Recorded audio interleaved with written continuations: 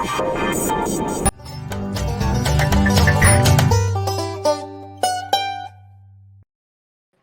digital.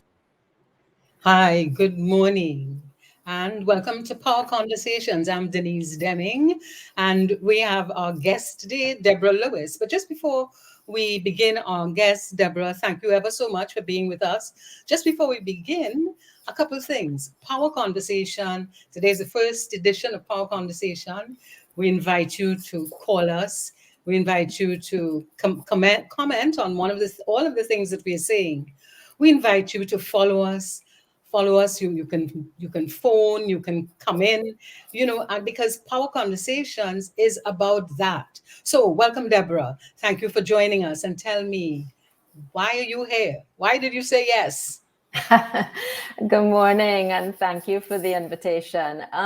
Because I think that the topic that we are going to talk about is important. I mean, I can't say precisely when I became interested in this. There are lots of studies and so on that have shown the role, but I think it was really through my personal experience. I've been a midwife for 40 years, and over those years, just in the conversation with males, really piqued my interest. And so, yes, here we are to talk more about it this morning. Yes, and we are talking about the role of men at the birth of children, because that is something that appears to be still a little bit difficult. And my interest is really, what would be the benefit? Why should a man be there at the birth? But just before you answer, Debrah, please call us on 222-TALK. That's 8255. If you're calling from the US or Canada, it's toll free, and it is 866 525 1099. That's 866 525 1099. And if you want to WhatsApp us, please do so on 868 318 1021. So that's 318 1021. So, Debrah, we're talking about men being present at the birth of their child. And can you give us a little background on that? I think it's double-sided, really. Men, the focus in pregnancy and birth and so on is on the woman, and rightfully so. She's growing the baby. But I think we really underestimate the role of the male. They have lots of emotions as well that they go through: fear, anxiety, lots. And we are quite often, they're not allowed to really express those emotions for a variety of reasons, because they have to stay strong, just for a variety of reasons. And so the role is double. So they should be allowed to express what they're feeling, because then they're better able to cope and to support, etc. But also the reverse of that, if they're allowed to actively participate, the bond that is created with the family, not just with the child, but with the family as a family unit, it cannot be underestimated. And so the birth is like the beginning. It's the beginning of their journey as parents. And it's such an important point. It's a really vulnerable point that they need to be a part of. And historically, men have not been present. You see the pictures of the men in the waiting room, I don't know, handing out cigars or something. But that has changed. And that was so when things were different. It was seen as more of a women's area. And so women had support from their immediate families and friends and communities. And that is no longer so. The role of the male has really increased. And so we need to recognize and acknowledge that. Mm-hmm. Okay, so that men are allowed to be at the birth of their children in our hospitals? Well, an amazing thing has happened where our ministry, several years ago, if we were having this conversation, it would be a flat no, not routinely. But our Ministry of Health has now mandated all of the public hospitals to work on something called the Baby Friendly Hospital Initiative, where one of the primary areas is that a woman is allowed to have someone present with her for her labor and her birth. Is it where we would like it to be? Not ideally, but it's huge progress from a couple of years ago. We still have some work to do. But where I see the need primarily, yes, at the birth, but also during the pregnancy, like we should have them involved from the beginning of the pregnancy throughout the journey. So in a nutshell, great progress, still work to be done. Mhm. So it means that a woman can have someone at present for the birth. So Yes. she chooses who it is. It's not necessarily the father. It is not, and so the thing is that it's about choice, right? It's a basic right. It's a basic human right, and it's about choice. So it says the person that she identifies. It could be her partner, it could be her mother. It is the person that she identifies as the person that she wants to be there, who is best able to give her the support that she's looking for. And most times it is the partner, the baby's father, but doesn't have to be. Yes, yes, yes. So what do you think happens when the baby's father is there at the birth? Do you think that helps with the connection? Yes, and again, there are lots of research studies that have shown that. But again, speaking from my personal experience, I see a new respect for the woman when they see the process of labor and birth. And I see a bonding with that child that just doesn't exist outside of that. Yes, it can be created if you're not present for the birth, but being present for that birth like kickstarts it, and really brings out, women in labor and at birth produce this hormone called oxytocin, which is called the love hormone, but men produce it too when they're there. So it's like a jump start, to start that bonding process. So therefore, the relationship with the woman, the bonding and relationship with the child, and then ultimately just the relationship and the bond as a family unit, which we really need. So I've seen just, and I have to say that sometimes the parents are no longer in a relationship. I mean, things happen. I've had parents that have gone through a divorce during the pregnancy. I've seen parents that the relationship ended and then found out that she was pregnant. So there's a variety of scenarios. So, but just being present for that birth develops the relationship at whatever level it's meant to be. So if they are still involved in a relationship, really powerful. If they're not, then they still have to co-parent, so the relationship ultimately benefits. So what I'm hearing you say is that the presence of a father at the birth of a child almost begins that co-parenting. Absolutely, because it's vital. When you see that emotion and that swell of just joy at that moment of birth, when that baby comes out, and they can be as involved as they want to be.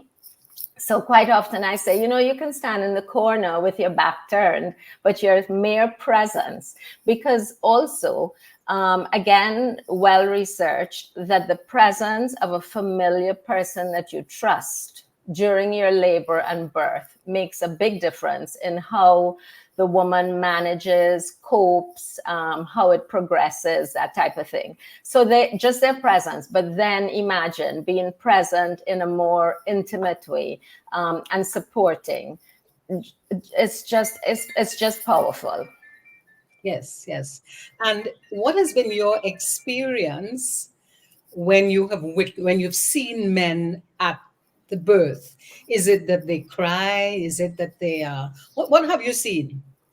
A lot of tears, definitely emotion, but expressed in different ways. So if I reflect on the last birth last week, he just kept saying, like, we did it, like, she's ours. I can't believe, like, he's looking at her, he's looking at the baby, he's like, are you okay? You look great. It's just there are different reactions, but absolutely always filled with emotion, and expressed in different ways. And because they're comfortable usually in the environment, then they feel free to cry. Because again, our society puts all these demands on men and makes them feel like, but we have had tears, we've had breaking down, bawling, everybody is, and usually I'll tell them, listen, we have to focus on her, but we'll keep an eye out for you as well, but definitely full of emotion in different ways. Many of them express a feeling like an overwhelming urge of protection. They want to make sure, is everything okay? Is the baby okay? Because they go into that mode, protection mode, warrior mode. But again, emotion at the foundation of it is emotion always. Have you any comments on that? Because we tend to look at men as if they don't have to be emotional or they are not emotional. Do you have a view on that? Yes, and that's why it's important, I think, to include them from the beginning of the pregnancy. And when I say include them, not just present, but actually ask them, how do you feel about this? What are you feeling? Because a lot of times they have so much fear, even about being present for the birth, because they have scary stories that they've heard. They think it's going to be just a scenario with perhaps a lot of blood, etc. So we need to talk that through during the pregnancy so that they have a sense of what to expect, but that they're also allowed to express what they're feeling. Because I think perhaps if I had to say what the most common feeling was that they express, it's fear about, is everything going to be okay? Are they going to be able to care for this woman and this baby for the labor and the birth, and then after as a parent? A lot of pressure. So I think we have to encourage them to express their feelings, but starting from during the pregnancy, and allow it to grow and develop. And then, as I mentioned, to talk about what are their feelings about being present at the birth, because not everybody starts out wanting to be present or ends up wanting to be present. There's sometimes that and when I say them, I mean plural. The woman and her partner may decide that for whatever reason, she doesn't want him present, or he does not want to be present. But we need to talk about that, because a lot of times the reason for that is not justified. The reason for them is that they think it's going to be scary. They don't want to see a baby being born, because then they think they could never have an intimate relationship with that woman again. It changes, their vision of the body parts for different reasons that are quite often not valid and not based in fact. So we need to talk it through. Okay. And when you say you need to talk it through, that means you and the father. Me, the father, and the mother. And the mother. So please, I don't want anyone listening to think that we are negating or ignoring the importance of the mother, the role of the mother, her emotions, her feelings. As I say to our clients, when I say you, it becomes you plural. Once you enter that room, it's not you, the woman, you, the man. It's you plural, because they both have to be on the same page about what the plan is. Mm-hmm. So very, very important. And she is the focus, yes, physically and all of that. But emotionally, we must bring him in as well. Okay. You said that just last week you witnessed a birth. Tell me, how often do you witness births? Well, as I said, I've been a midwife for 40 years. I'm trying to retire. But I love my job. It's my passion. And so I'm still doing it. Not as much as I did before, but I would say on average, maybe 3 or 4 times a month now, which is less than I used to. But it's I really love it. I feel that emotion that they're feeling as well, because it doesn't matter how long you've done it for. Each birth is unique, because that baby is never going to be born again with those parents. They're never going to give birth to that baby again. So each experience is so unique and so special. Yeah. I often reflect on how beautiful children are. And every time you see a child, it's an absolutely beautiful human being. And my reflection often is, how does that person transition from that beauty and being loved by a woman to being involved in crime?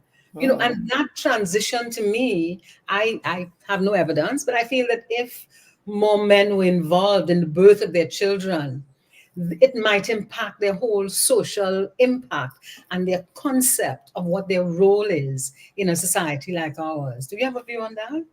Yes, it's well documented, not here or even in the region, because we're not great at research, but in other countries, in the US in particular, there are studies where they have interviewed men in prison, men on drugs, and they have all expressed a common area, which is that they did not grow up in a household with a father. So definitely there is an impact. And father or father figure, but a male figure. So the research shows it well. So yes, I do believe that it contributes to where we are now. It's just there's a general sort of disintegration of the family structure as we knew it. And yes, that female-led households are able to raise strong families, but the inclusion of a male figure, the research shows, makes a very big difference in them ultimately becoming involved in crime and so on. Because what the studies show is that they see the leaders, the gang leaders and so on, as a father figure, as a male figure that they then want to emulate. So they want to become like them because there isn't somebody in their immediate life that they can follow as a model. Wow, that's a very interesting point, because in my head, I'm thinking that if we had more father figures present in the growing up of a child, then we may just have a slightly less impact, slightly less level of crime, because the father figure is so important.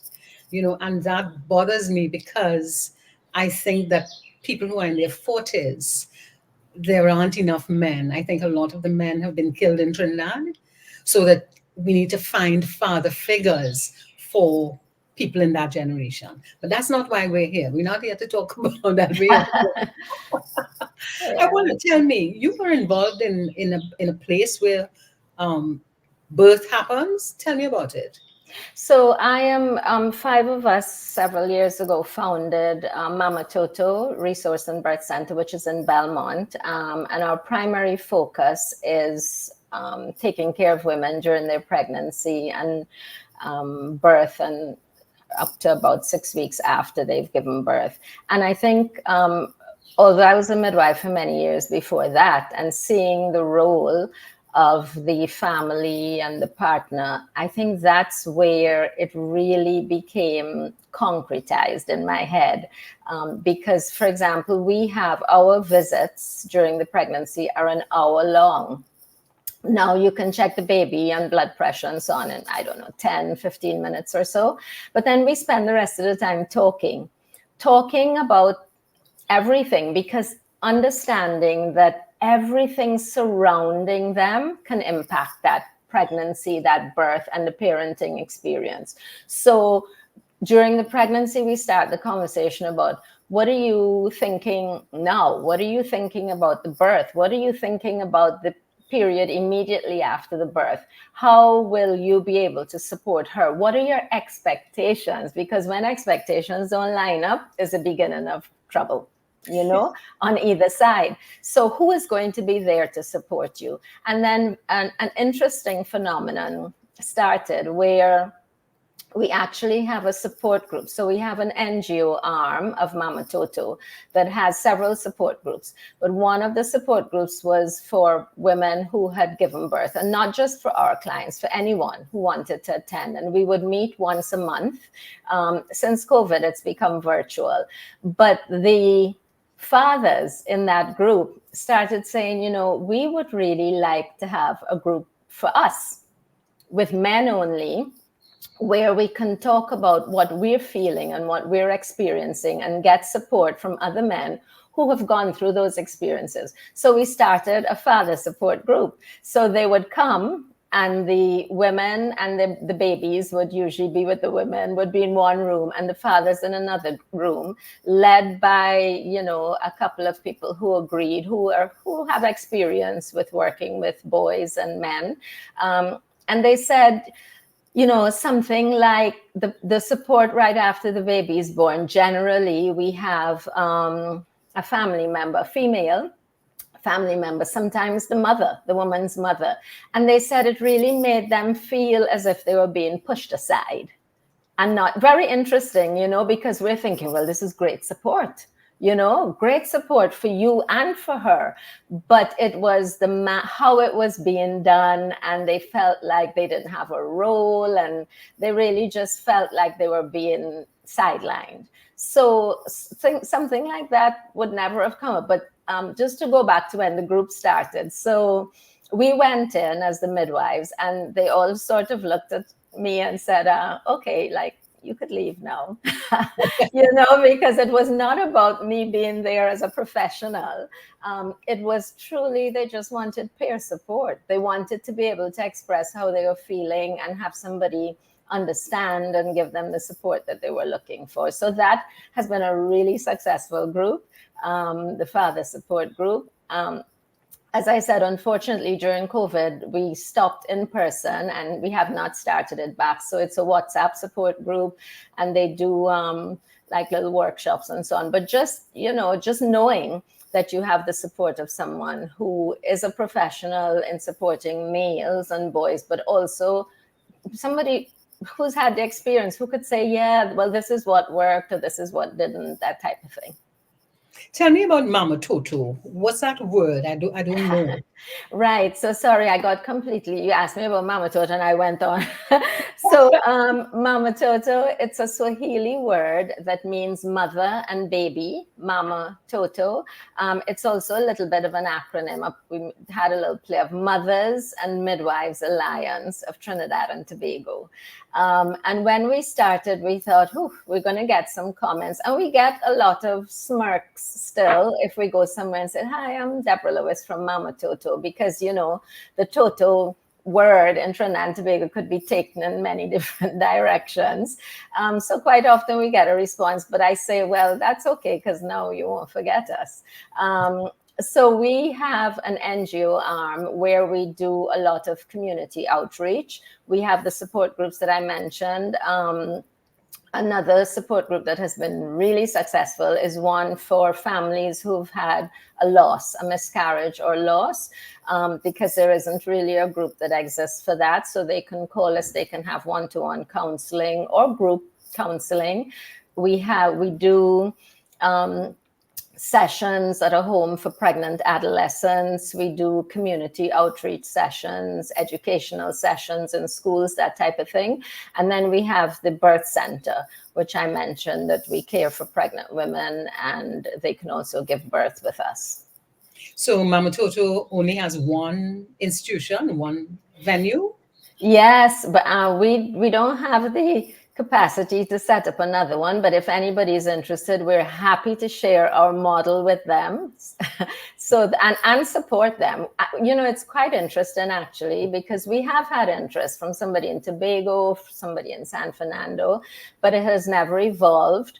But we have helped a other countries set up a similar model. We are the only freestanding, meaning we're not connected to a hospital, midwifery-led, meaning only midwives work there, birth center in the Caribbean.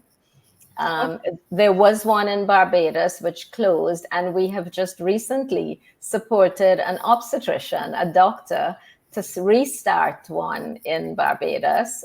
We have supported other countries, but usually they don't fully follow our model, meaning midwives only. So Portugal, I mean, we have helped people all over the world. And so it's a little bit sad that we have not seen a replication in Trinidad, or even more within the region, Trinidad and Tobago, I should say, and even more within the region. But we're open and willing. We're very happy. We share freely our model, our proposals, where we were able to source funding. We're very happy to share, because if we can help somebody else start it, then, you know, more options for families.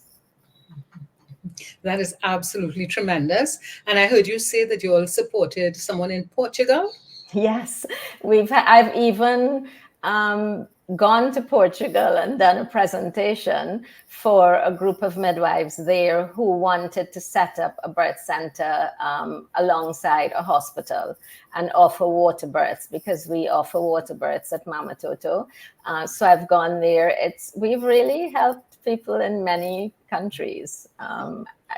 Sometimes I reflect on it and think, oh, wow, you don't sometimes appreciate how much you've done when you're in it. Mm-hmm. You talked about a water birth. What is that? So we have tubs. Women have the option of using the tub for relaxation. You know, water, if you think of getting into a pool or the ocean, water is generally very relaxing, particularly for all of your muscles. And so we have tubs that can be used either for relaxation in labor or to actually give birth. There are muscles, lots of muscles involved in labor. So you get into the tub and you just absolutely relax into it.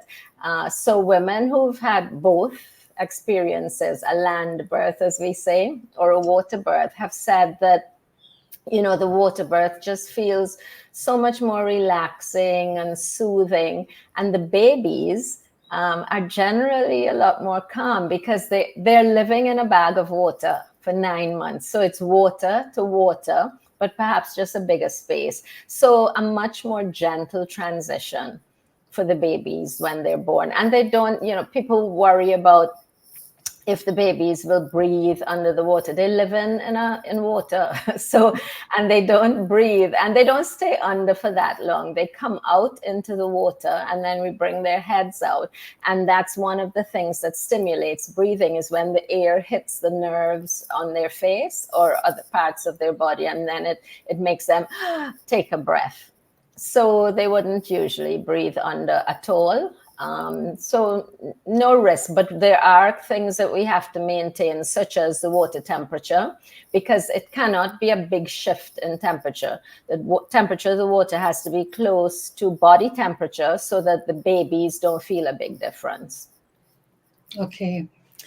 I want to go back to the discussion about the fathers. What do you think are some of the common barriers that prevent fathers from being present at birth? I think lack of information now. I mean, previously it was that they were just not allowed or encouraged. Perhaps still not encouraged as much, but definitely there is the option so that they can be allowed.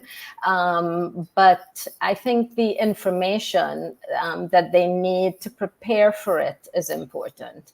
And so that's one of the main barriers. I mentioned earlier what they envision it to be like. You know, they think it's not what you see on TV.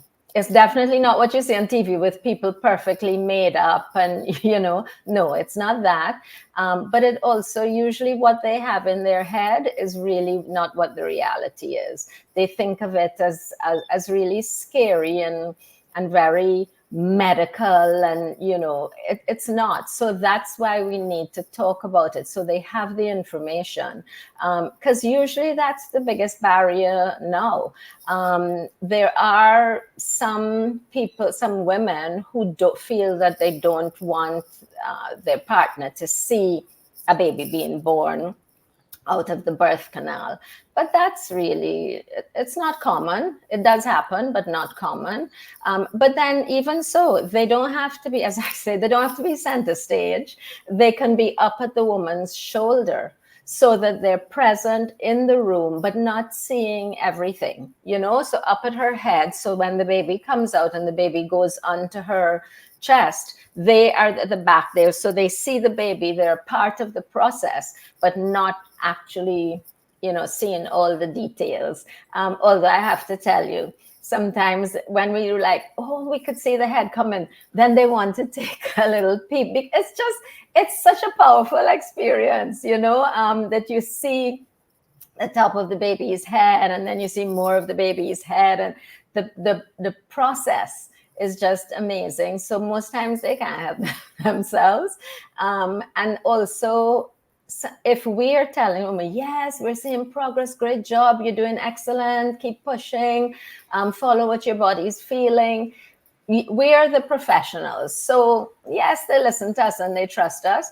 But when her partner says, oh, I could see the top of the excitement really gets her. And then she, becomes more invested in it and understands that, yes, she's doing something. Yes, she's doing a good job. Yes, the baby's going to be born soon. So lots of reasons for them to be there. But again, a decision that they both must agree on, and the level of involvement they must agree on. Mm-hmm. I've had fathers who said to me they want their hands to be the first to touch their baby, right? So I say, okay, but I'm not trusting your hands alone. I will put my hands over your hands to guide them, So yes, we've had dads who wanted their hands there to catch the baby. So there's a range of levels that you can be involved in, from being present in the room, not seeing anything, to being very present and seeing everything. So if you had to advise an expectant father, what would you tell him? He's hesitant, he's unsure about being present. What would you tell him, that expectant father? Well, first I try to have him express why he's hesitant. What is causing the hesitation? What is he feeling? What stories has he heard? Because many times it's stories that they've heard, or maybe something that they saw, that makes them afraid, really, or they feel as if they'll be powerless.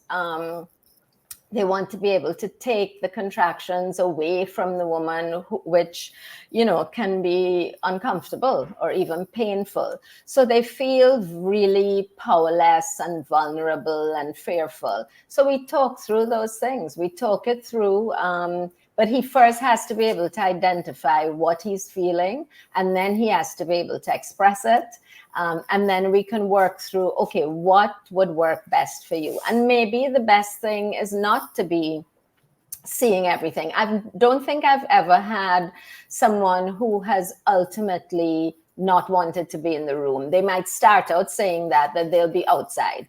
They're like, I'll be in the building, but I'll be outside. I don't want to be there. But when we talk through what they're feeling and their fears and so on, not usually, I've never had one that has continued to say they don't want to be there. They may say they don't want to see, but they would be, as I said, at her head, behind her or alongside her. So they're not seeing everything. But I would just want to help them express what they're feeling, which, as we said earlier, in many societies, men are not really allowed to do when they're feeling, anxious and fear and vulnerable. So create a safe space. Create a space where it's okay for them to say exactly what they're feeling, for her to express what she's feeling. And then we come to together. We come to, what the plan is for the actual labor and birth. Mm-hmm. If you could change one thing to ensure that more fathers are present during birth, what would that be? Um, I think it would be just to really have them involved from the beginning of the pregnancy. And not just, so yes, some of them do attend the visits, but that's it. They attend the visits. They're not truly involved in the care and in the visits. So I think I would like to see them really be a part of it, an active participant in the visits, where they are involved, where they get to express what they're feeling, in either direction, positive, anxiety, whatever it is, but involved from the very beginning. So by the time we get to the labor and the birth, they're comfortable, they have acknowledged what they're feeling. It's not like smothered in there, waiting to just come up perhaps at the wrong time, but they can feel open and able to express themselves and what they're feeling, so that it just creates a better experience, a more positive experience for everyone. So very involved, not just for the labor, and sometimes, as currently exists in our institutions, only the actual birth, but to be there throughout the pregnancy, to be present during the labor, because the labor is when the woman really needs the support to help her cope with the contractions and so on. So that's what I'd like to see change. Yes, we have in place where they are present for the birth, but many of our institutions don't have the facilities for them to be present for the labor, but that's where they need the support. So that's what I'd like to see change. More than one thing, but so present throughout and then present for the labor. Tell me a little bit more about not having the facilities to accommodate men at the presence of the birth. Yes, so some of our institutions, unfortunately, it's a ward with curtains in between. So they cite privacy of the other, other patients on the ward. I have mixed feelings about that, to be quite honest, because I feel that if you say to someone, the only way that you can be here giving your partner support is, I'm going to put this dot on the floor and don't move. Like, stand on this dot and don't move. If you move, then I'm going to have to ask you to leave, because then you're violating the privacy of the other patients. I think they would stand on that dot, and I know that I'm being a little bit extreme, but it's to make the point that I feel as if sometimes we approach things as why we can't rather than why we can. This is what we have. This is what exists. Let us figure out how we can work with it. And ideally, yes, we want to move towards private rooms. Some of the hospitals have private rooms, so that works well. And that's the ideal. However, given our current situation, we don't have private rooms. So let us figure out how to work with what we have. So you'd simply see an instruction about how you witness this birth as being a solution. Short term. Long term is that we need to have adequate facilities, for sure. So we need to prepare them to be present and how to support, and for themselves, what their role is, the role of the partner, and to have the facilities that can accommodate, which would be private rooms, So that's the long term. But the short term, with what currently exists in labor. Now, for the birth, they're all in a private cubicle or a private room. For the labor is where the challenge is in some of our institutions, because it's a ward. But I think we can step back and approach it as, okay, we have a ward, not ideal, privacy, etc. What can we do to help ensure that this woman truly has the support she needs, and that this partner is able to be with her, or whoever she chooses as her support person, that person is able to be with her for the labor, because that's where they really need a lot of support as well. I'm of the view that in order for us to transform our society, men need to become a little more empathetic and get more involved in things like childbirth. And I wonder if there's data that supports that men's higher level of involvement and their higher level of empathy, and how does that impact there's a lot of violence, domestic violence that happens. We have a lot of crime and all of that. And if those things impact transforming our society, what are your views? So I don't know of actual research, but I feel relatively confident that some exists out there.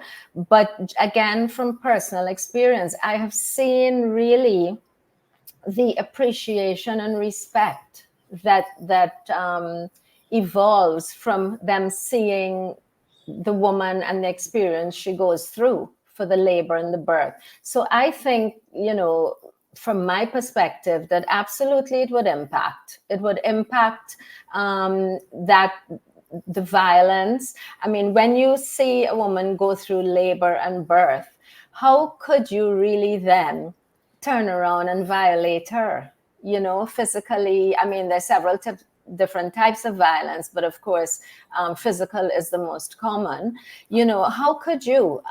I think it really makes a difference. I've seen men want the woman in labor, not even at the point of birth yet, and they're like, oh gosh, I'm so sorry. I mean, not what are they sorry for? This is a part of the process.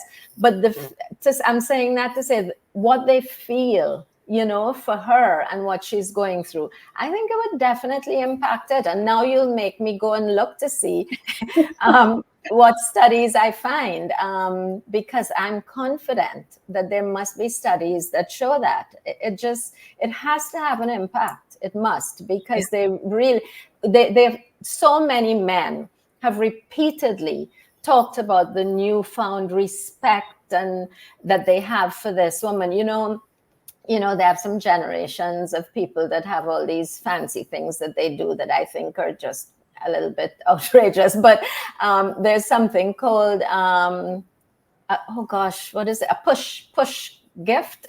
That's not the right word, but it's called a push something. I think a push gift, where after you've had a baby, your partner buys this very special gift for you as a thank you and a recognition of you having given birth, but that should be translated to something more like the respect and the honor and, the recognition. It doesn't have to be a physical gift at all, but that's what it's translated to in not many, but there's like a generation that has that happening now.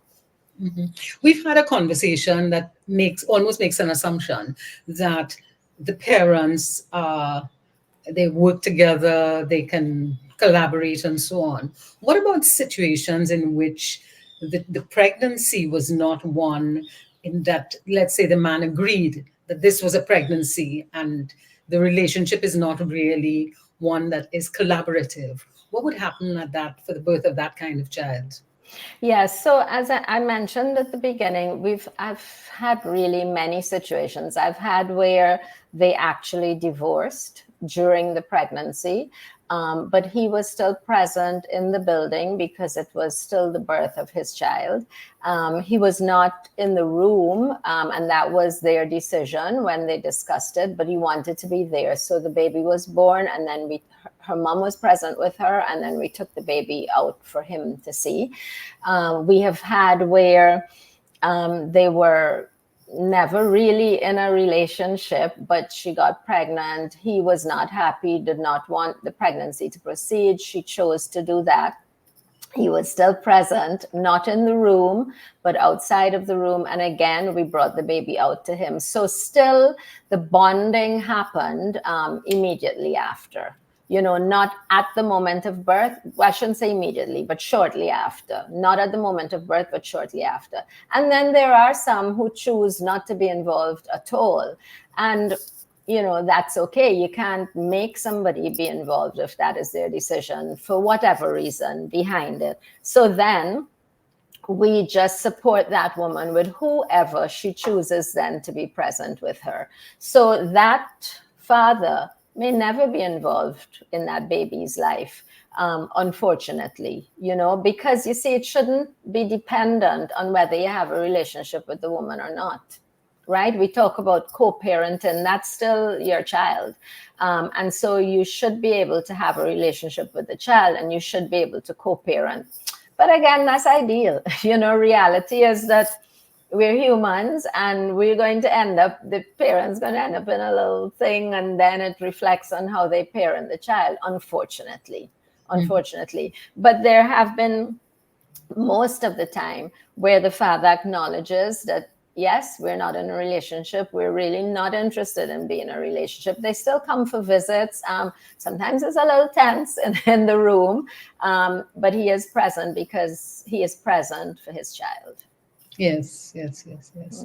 So we're concluding that being present for the birth of your child impacts the kind of future relationship that you would have with both the child and the mother. Have you had any instances where a mother has been raped, and what happens at the childbirth? No, not, I suppose, because we care at Mama Toto, we care for low risk women. Somebody where the child is a product of rape, she probably would be considered high risk. And so she would be referred to the hospital. But for that, I feel like it's the emotional that she really is going to have to cope with. So she would need really counseling throughout the pregnancy, because that labor and birth is going to be hard, right? I think what we have had is perhaps women who have experienced abuse, sexual abuse during their pregnancy, and then come in for labor and birth. Sexual abuse outside of the pregnancy. And so when they come into labor and birth, the memories, the language that we use, it's okay, just relax, I'm going to do an exam. But the exam is, an internal exam, and could feel like a violation, a reminder of that experience. So when we have clients who have had a history of sexual abuse, you really have to be very sensitive and very careful.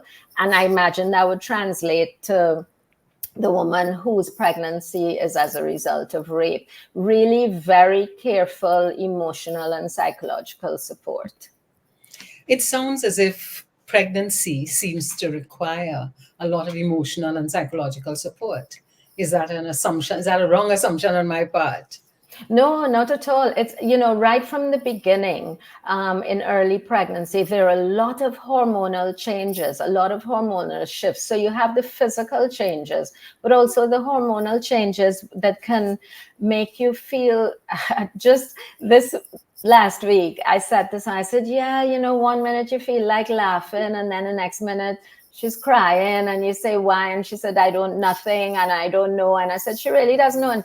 And the father was like, yes, why is that? So understanding, you see the importance of including them from the beginning, because he was thinking what's wrong, but understanding that it's the hormonal shifts, and that there's a period of transition physically, but also emotionally. So right from the beginning, you need the understanding of the people around you, in particular your partner, that's okay, that's normal.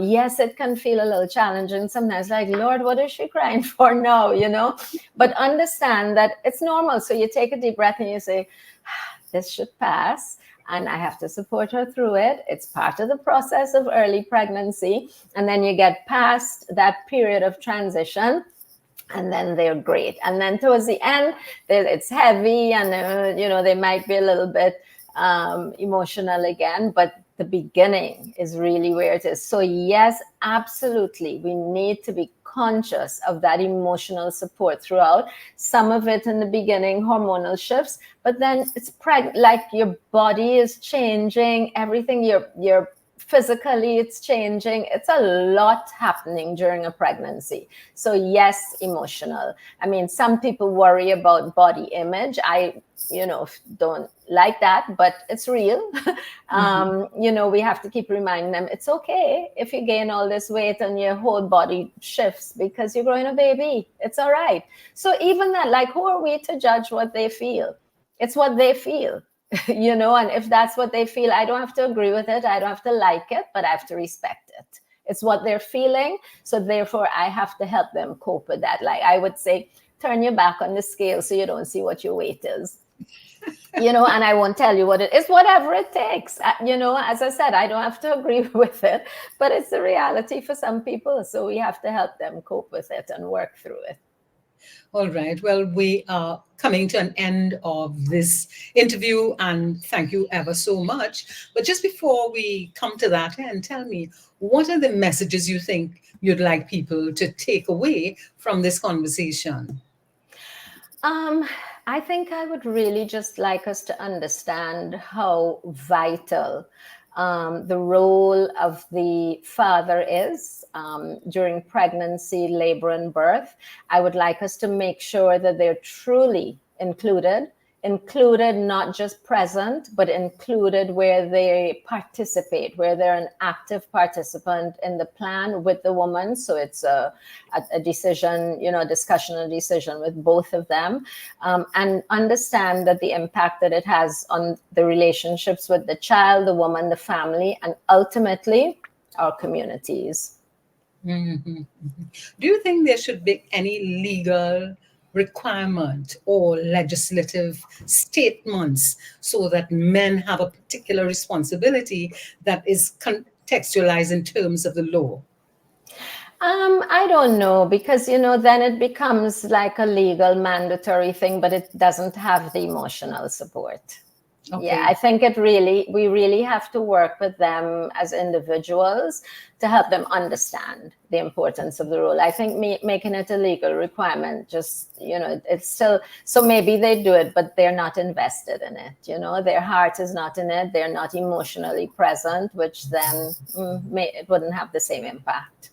Mm-hmm. So you're really saying that you need to be emotionally present and emotionally connected so that when the child is born, there's a further connection. Yes. What bothers me about that is that there seems to be so many single parents, women, single in our society. And I'm not sure if the men are taking their responsibility and taking their role. And I would really love to see how could we improve that?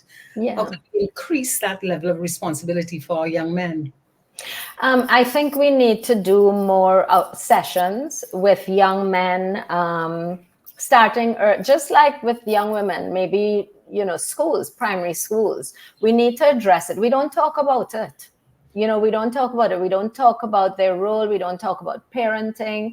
And so I think we just need to get it earlier, to get to them earlier and talk about it, because I don't think, so we have the legal system that says, they have to pay child support, but that still doesn't have them involved, So I think if we can start early and help boys and young men understand the impact and the role and their responsibilities, I think that's where we should start and focus, and even do things like go into large companies that have a lot of male employees and do a session with them. Do a session on what their role as parents should look like, the importance of it, the impact of it. So community outreach, working from different approaches. So companies, schools, community groups, churches, wherever, and really focus on it. We don't have anything like that. We have a lot of other things that we talk about, but we really don't talk about the role of the male.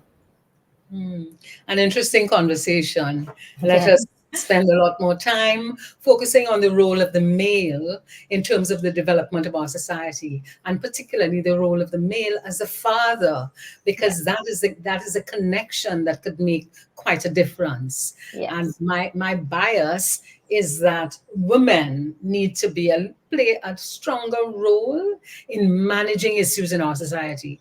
You know, I recently wrote an article and talked about every criminal has a mother, definitely.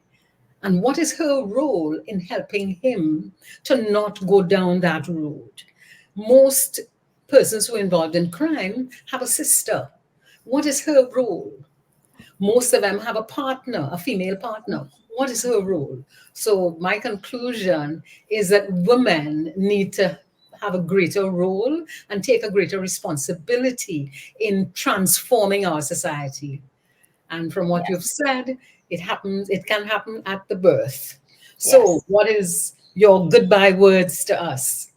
I just want to confirm what you're saying, that we also need to have the women. So when I talk about men and men and men and the role of men, I'm absolutely not negating the role of the females and women in our society. So what I'm saying is not instead of, but as well as. Right. So to bring them in, not to, not for that to be the focus separately, but together. So as a unit. Thank you ever so much, Debrah Lewis, and the power conversation this morning. We talked about the role of men in the birth of children, and I've been corrected. It's not just the role of men, it is the role of both the mother and the father in ensuring that connection with the child. Thank you ever Yes. so much, Deborah, and we'll be in touch again. Okay. Thank you very much for having me. Okay, goodbye. Bye bye.